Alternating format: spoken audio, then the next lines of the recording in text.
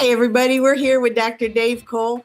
A lot of us do SWOT analysis in our businesses, and Dr. Kohl decided maybe now was a good time to take a look at what the U.S. ag industry is looking like. What are our strengths, weaknesses, opportunities, and threats? Thank you for joining us, Dr. Kohl. Well, one of the things, it's always a pleasure to be here. And one of the things I'd like to do on that SWOT analysis is even take it up further in the ag industry. Let's look at the United States of America. That's right. Yeah. What are you seeing as our strengths?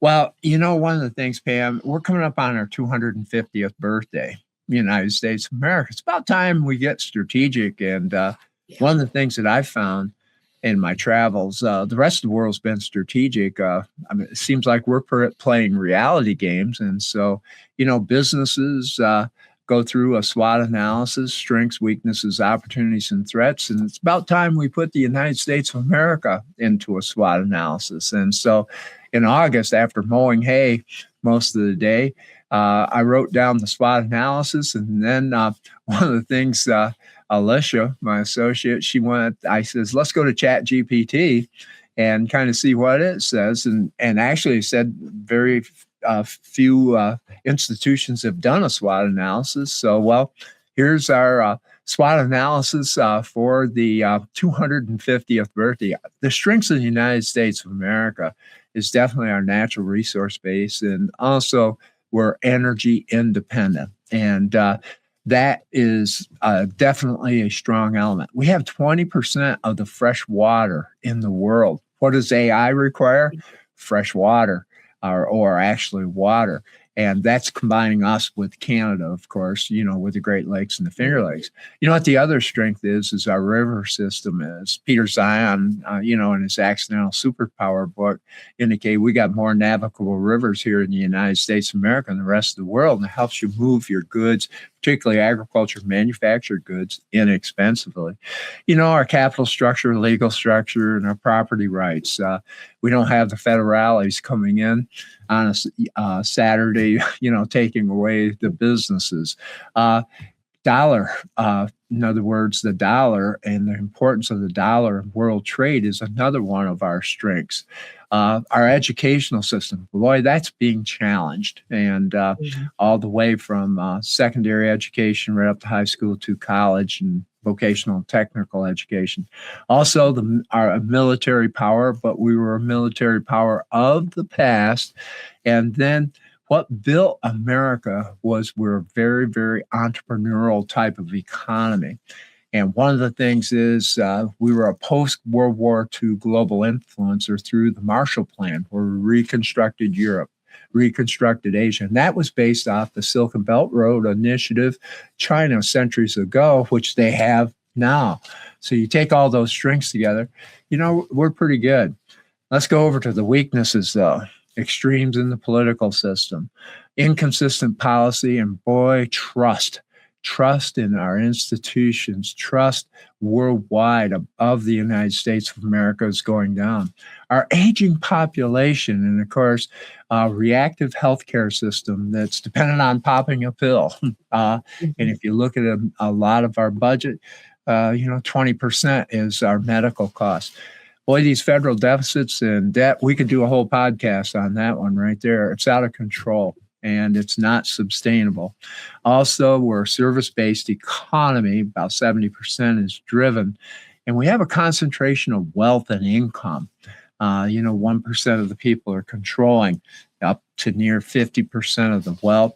And we have an aging infrastructure, supply chain. All you got to do is go through like Nashville now, the infrastructure, or, you look at our river systems, et cetera. Mm-hmm. So that's the internal look, Pam. Yeah. Now let's look at some of the opportunities and threats. Some of the opportunities and threats are, I'm a big believer, and I'm just going to tell it like it is. I think we need to be North American strong. We need Canada. We need Mexico. You put us together, 5% of the world population, almost 29% of the world economy. Where in the world are you going to get that economic block? And I think agriculture's got to think about that.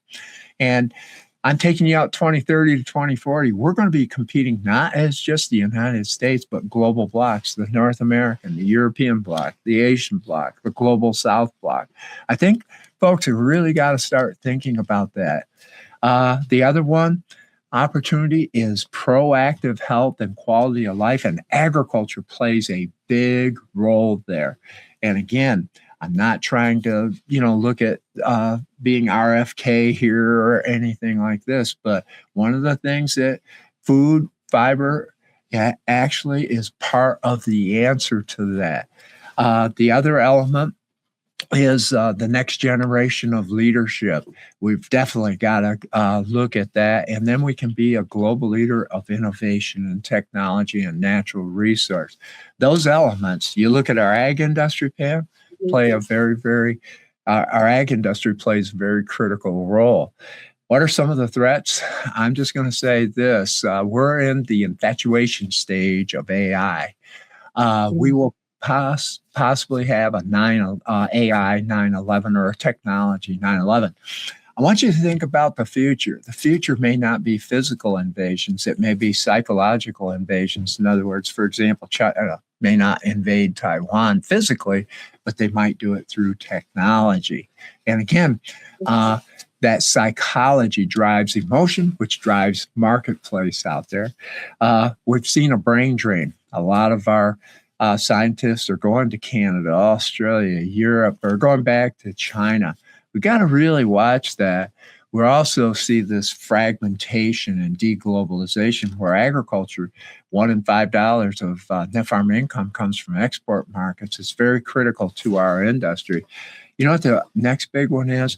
We have too much population in concentrated areas that do not, have the infrastructure or the water. For example, Los Angeles, really, 800,000 people is about their max population. Look at the population of Los Angeles. That's a critical one. One I'm really concerned about is the loss of dollar dominance. At the turn of the century, about 75% of the world trade was the dollar. Now it's 58%. That drops below 50%. We got some problems. And then, of course, our national debt and the interest on the national debt. Big question. This might be a headlines for your podcast. Are we going to hit 40 trillion in debt, or is the Dow going to hit 50,000? But one of the things is oftentimes they're in lockstep. So when we do the SWOT analysis, you would say, okay, you've been around for, I'm not going to say a few centuries, a few decades here. You got any, solutions to the whole thing? I think one of the things that we got to do is the United States of America. It's not about the corporate. It's about entrepreneurship. And too much power is in, corporate, and I call it the C-suite. They're cut the costs, get their bonuses, drive the stock up. America was built on entrepreneurism. And what is agriculture? Entrepreneurism. Second thing is proactive health. And one of the things is coming in your future is going to be, you're going to be able, within 2 or 3 years, customize your lifestyle, diet, and exercise program, not to extend your life, but have a better life. This is coming at us in proactive health, and agriculture plays a very, very big role. I think we're going to have to also look at our executive power with both parties. There's too much of it. And also our primary systems are broke. In the extremes, power money controls it. We're going to have to kind of, rethink through that whole type of systems. And so those are some of the strategies as we kind of move forward. But one of the big ones is we've got to be North American strong. And we need Canada, we need Mexico. And of course, agriculture, there are a couple biggest are trading partners. And so I think we have to be North American strong. So, Pam, there's my SWOT analysis for our 250th birthday. And agriculture, I challenge everybody, do a SWOT analysis, take that SWOT analysis, do a SWOT analysis of the industry, but then do a SWOT analysis of your business.